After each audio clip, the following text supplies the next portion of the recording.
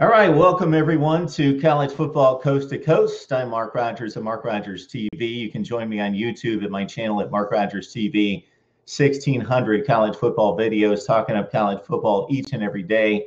Just finished up a session with David Waters of Gator Sports Radio talking about Florida wrapping up the SEC Eastern Division Championship with an ugly win over Vanderbilt 9-7. What do the Gators need to do on offense over the next 3 games to prepare for the SEC championship game against likely Alabama and a spot in the college football playoff? Much to talk about. There were big winners over the weekend. We will get to that in just a second. We've got the College Football Playoff Committee's second set of rankings coming out later tonight.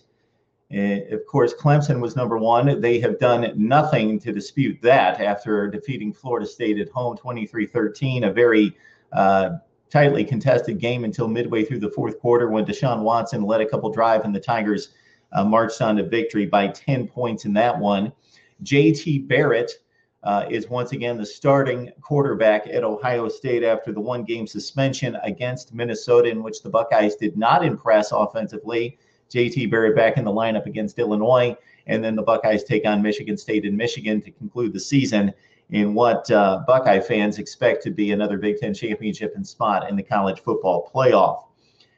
Alabama and Ohio State, as released recently today, are the 2 favorites for the national championship, according to Vegas. We can talk about that, as well as Missouri will play football. Athletic director, I'm getting the Illinois story confused in here. Tim Wolf, the Missouri president, has resigned amidst a lot of racial upheaval at the University of Missouri. So if you'd like to jump on it, and we can discuss that as well. Missouri will be playing football this weekend against BYU. And as kind of the climax of the issue involving former Illinois head football coach Tim Beckman, the school has fired its athletic director, Mike Thomas, as allegations in that investigation and the results thereof are ready to be released later this week. So let's talk some college football. I'll start with my insight regarding this past weekend's games, and it all needs to start in Tuscaloosa, where the Tide defeated LSU in a not-so-close game, 30-16. I had this thing pegged at 24-16, thinking that we had a very good football game on our hands and that Alabama's superior front seven on defense and ability to make plays in the passing game would separate the Tide from the Tigers in the fourth quarter. That's basically how it came out. Alabama was a bit more dominant than I expected in winning this game. It's astounding still 2 days later to consider what Alabama did against the LSU Tigers and Leonard Fournette. Fournette gained 13 yards on his first 15 carries.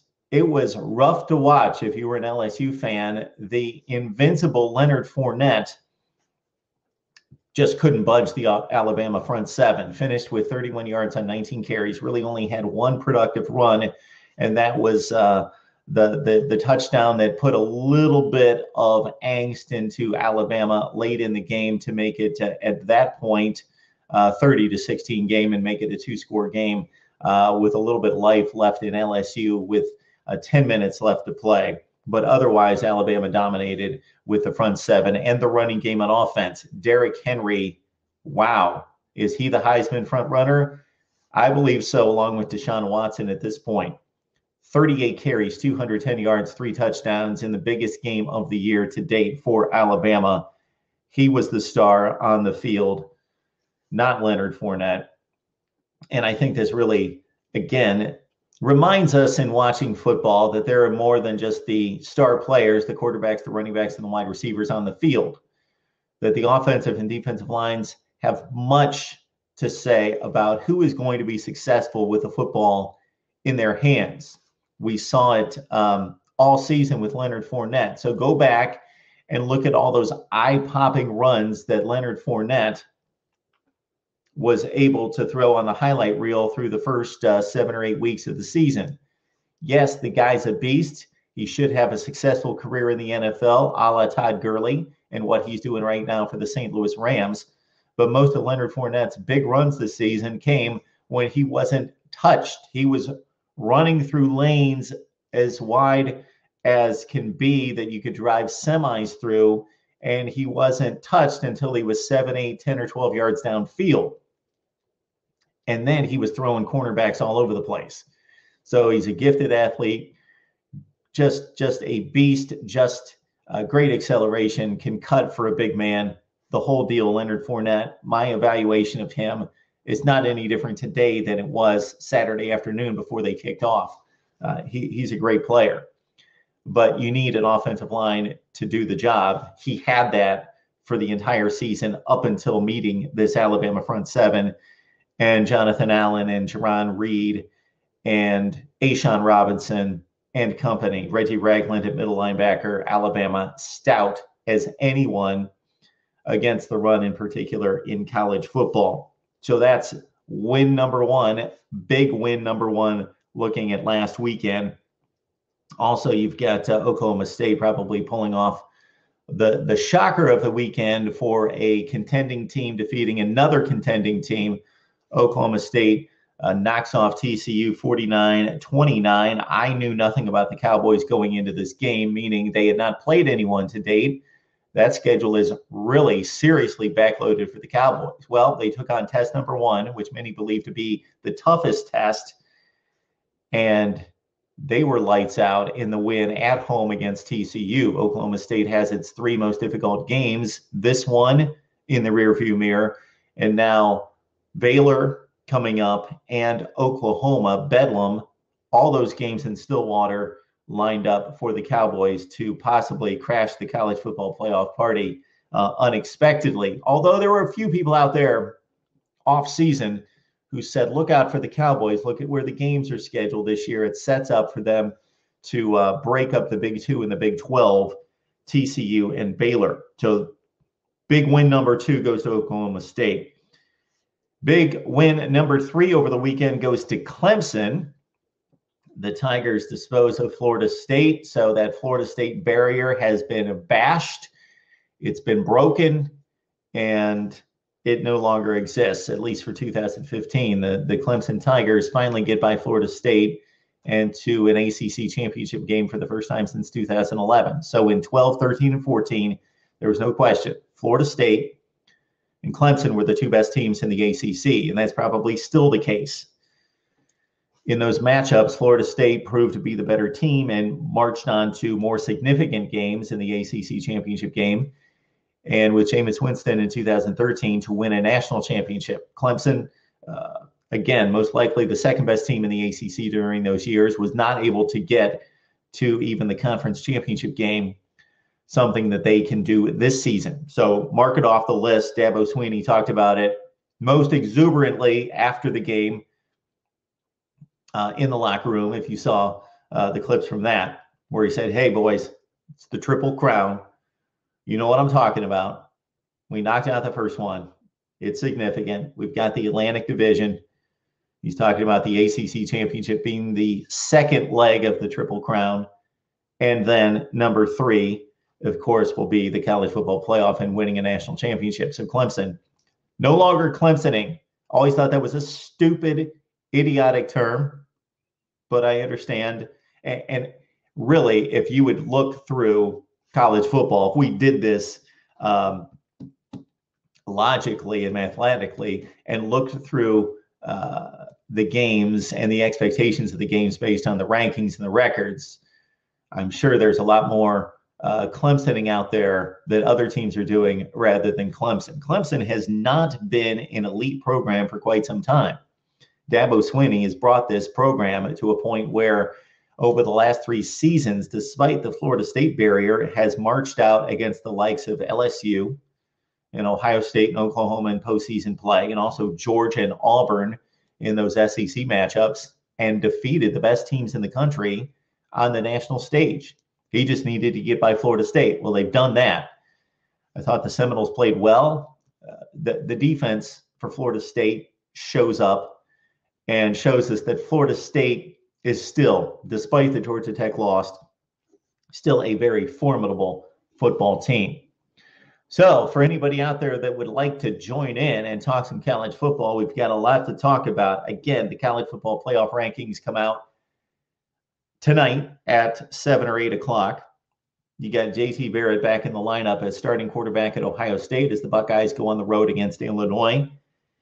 You've got Bama and Ohio State right now at 5-2 odds to win the national championship. This is the first time all season that Ohio State has not been the solo favorite for the national championship, according to Vegas. And again, big winners over the weekend. I just quickly jotted down Alabama, of course, Clemson, Utah. Doesn't seem like a significant win on the surface, but going to Washington as a 2-point underdog against that defense, significant win for the Utes in pulling out that game and taking over the fourth quarter with Devontae Booker at running back, defeating Washington. So big win for the Utah Utes. They still have UCLA to deal with to try to win a Pac-12 South Division championship and continue to march on to the college football playoff. But of course, Stanford's going to be in the way as well. Big win for Oklahoma State. We just outlined that over TCU, 49-29, a game that surprised me. When I saw that TCU was just a 5-point favorite against Oklahoma State, even though the game was on the road in Stillwater, I said, give me the Horned Frogs. I thought they'd win the game by 17 points. I was wrong. Oklahoma State trampled Trevon Boykin, picked him off 4 times. TCU not with a running game that we expected. Aaron Green, who showed us all sorts of explosiveness and ability to break tackles last year, not having quite the season in recent weeks that he's had. He had 97 yards, I believe, on 24 carries. Most of that attributed to the offensive line. Aaron Green needs to step up for this TCU team to get back in the Big 12 race.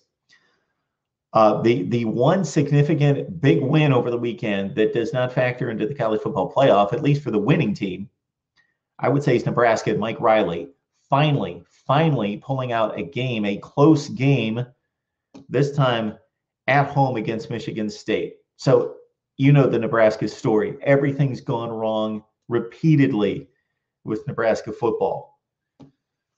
It started on opening day against BYU and the Hail Mary from Tanner Mangum. It continued in Miami with a great comeback in the fourth quarter, only to lose on an interception in overtime. It continued against Northwestern. They lost an excruciating game on the last play of the game there.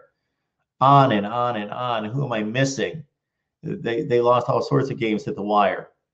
Somebody else in the Big Ten beat them at the wire. Wisconsin, that's right. Nebraska led that game, and Wisconsin made an incredible long field goal to win that one. They lost 5 of 6 games on the last play. And then going to Purdue and losing and giving up 55 points to the Boilermakers, possibly the worst team in the Big Ten. Nebraska with a decided talent advantage, but without Tommy Armstrong at quarterback, they lose at Purdue, and that's where you would think maybe the season's caved in. Okay, these kids can go to the well only so many times and come up empty that they're even losing to Purdue now. But they come back home, they regroup, and this is another point spread that fooled me. Michigan State only like 5.5 point favorite. Wins the game against Nebraska, and or Michigan State. Nebraska wins the game against Michigan State. And so Mike Riley settling some angry Husker fans with that victory. Still not happy with 4-6, but they need to understand that Mike Riley's a different coach than Bo Pelini, that there was going to be a transitional period, especially with the type of offense that Mike Riley wants to run in Lincoln, with a quarterback that's accurate, not necessarily needing to be as athletic as Tommy Armstrong, but we will be able to judge and evaluate Mike Riley's performance at Nebraska much better. Check out the video that I posted late Saturday night after the Nebraska win over Michigan State with Brian Toll of Corn Nation on SB Nation. Great insight into Mike Riley's coaching tactics, his ability to coach, maybe his strengths, his weaknesses. He's been an underdog most of his coaching career, which has been most prominently on the college level at Oregon State. He's pulled out a number of tremendous upset wins at Oregon State, but does he play well with the resources and the expectations and the fan base all behind him? And with everything going his way, you would think, but also the expectations. So as a lead dog, as the front runner that you typically are at a place like Nebraska, even now, with the lowered expectations and the lowered recruiting resources, how will Mike Riley fare at Nebraska? This is not the season to make that evaluation. We'll see how they play down the stretch. They've got a similar game that they just pulled out against Michigan State and knocking them most assuredly out of the college football playoffs 2 weeks from now against Iowa, where Nebraska will welcome Iowa to town. And unless the Hawkeyes flub it up against inferior foes between now and then, Nebraska is going to be hosting an Iowa team that's undefeated.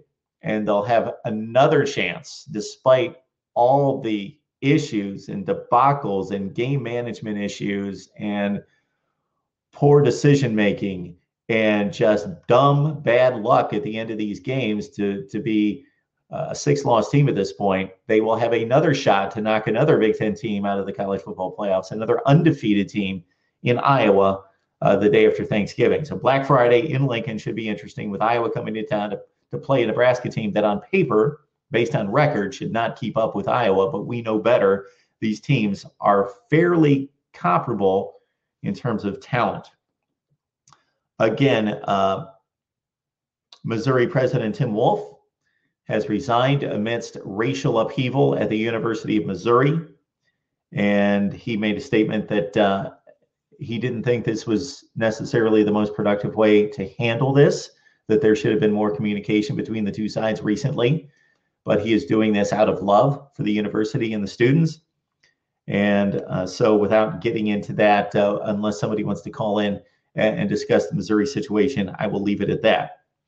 Again, the culmination of a long investigation at the University of Illinois has ended, not in terms of the investigation results, but in terms of the head coach being let go, Tim Beckman, before the season, and now athletic director Mike Thomas let go, fired amidst allegations of mistreatment of football players and also women's basketball players at the University of Illinois.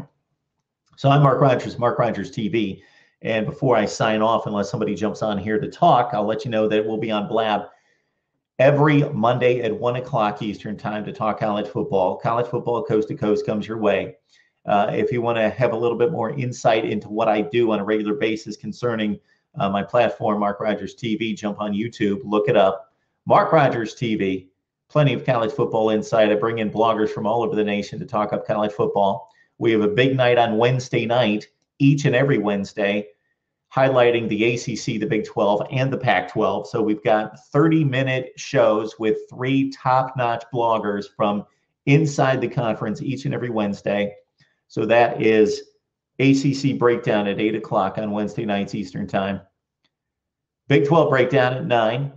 And then we go out to the Pac-12 at 11 o'clock Eastern time to break down the Pac-12 each and every Wednesday. Another staple of our content includes Peter Loshak from Sportsbook Review. Each and every Tuesday, we discuss the odds and the angles and the trends and the research that he's done on the betting lines for college football week to week.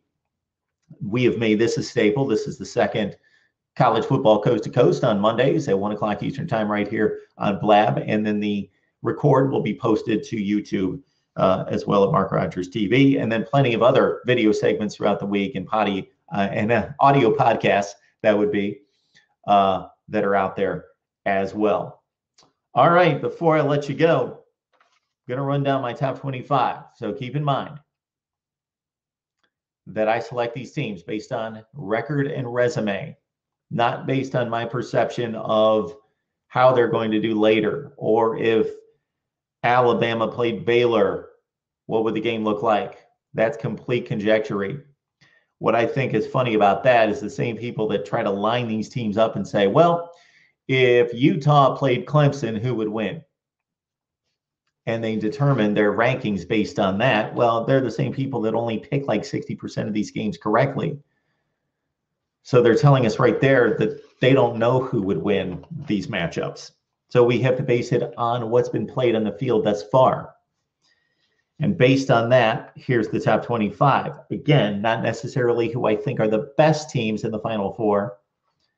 It's the 4 teams I think that have earned it to date based on the record, based on who they beat. If they lost, who did you lose to? Was it competitive? Was it on the road? And what's your overall performance on the field, especially against the better competition? Got Memphis at 25, Navy at 24, Mississippi State 23, Wisconsin 22, Northwestern 21. All right, at number 20, Temple 19, UCLA, Florida State at 18, Michigan 17, Houston at 16. And then breaking into the top 25 with an impressive win over Duke, a team that has been disregarded all season, much to do with an opening week loss to South Carolina, a Gamecocks team that is not an SEC Eastern Division contender. North Carolina at number 15. They're 8-1. They will most likely play in the ACC championship game. At number 14, I've got Oklahoma, 13, Utah. At 12, TCU, 11, Michigan State. All right, here's my top 10. Stanford at 10. Notre Dame 9. The Irish and the Cardinal will play the final game of the season. That should be a great, great game and extremely important at that point. Florida 8, LSU 7, Alabama 6, Baylor 5. So here's my final 4. Ohio State at 4.